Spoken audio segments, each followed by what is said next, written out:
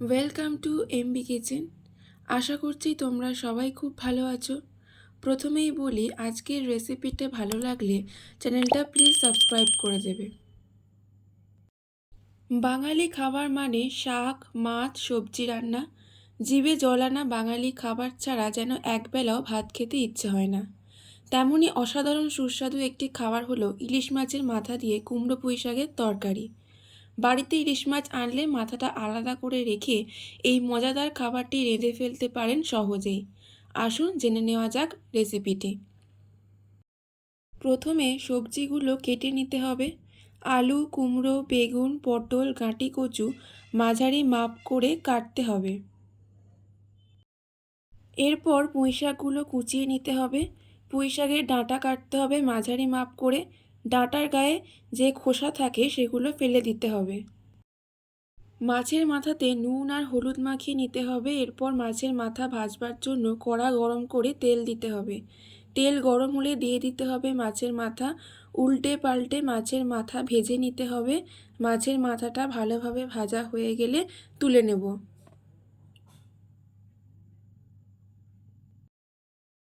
তারপর ওই একই তেলে ফোড়নে দিয়ে দেব 5 ফোড়ন, শুকনো লঙ্কা, তেজপাতা। তার মধ্যে দিয়ে দেব পেঁয়াজ কুচি। পেঁয়াজটা হালকা ভাজা ভাজা হতে হবে। পেঁয়াজ হালকা ভাজা হলে তার মধ্যে দিয়ে দেব আলু, পটল। আলু ও পটল সামান্য নাড়াচাড়া করে তার মধ্যে দিয়ে দেব কুমড়ো, গাঁটি কচু। সব সবজি ভালো করে ভাজতে হবে। তারপর দিয়ে দেব রসুন বাটা। সব শেষে দিয়ে দেব বেগুন। তারপর দেব হলুদ গুঁড়ো, কাশ্মীরি রেড চিলি পাউডার, কাঁচা লঙ্কা ও আদা বাটা, সামান্য চিনি, নুন, জিরে গুঁড়ো। মশলার সাথে সবজিগুলো ভালোভাবে কষাতে হবে।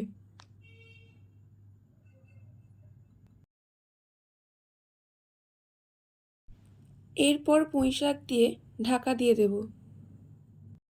5 থেকে 10 মিনিট পর ঢাকা খুলে ভালো করে নাড়াচাড়া করতে হবে।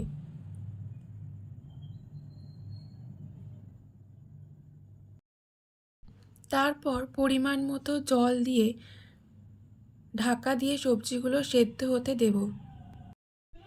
2 থেকে 3 মিনিট পর ঝোল ফুটে উঠলে তার মধ্যে দিয়ে দেব ভেজে রাখা ইলিশ মাছের মাথা। ভালো করে মাখো মাখো হয়ে গেলে নুন মিষ্টি ঠিকঠাক আছে কিনা দেখে নিয়ে গরম গরম পরিবেশন করুন ইলিশ মাছের মাথা দিয়ে কুমড়ো পুঁই শাকের তরকারি। আমাকে নিচে কমেন্ট বক্সে অবশ্যই লিখে জানিও তোমাদের কেমন লাগলো এই রেসিপিটা।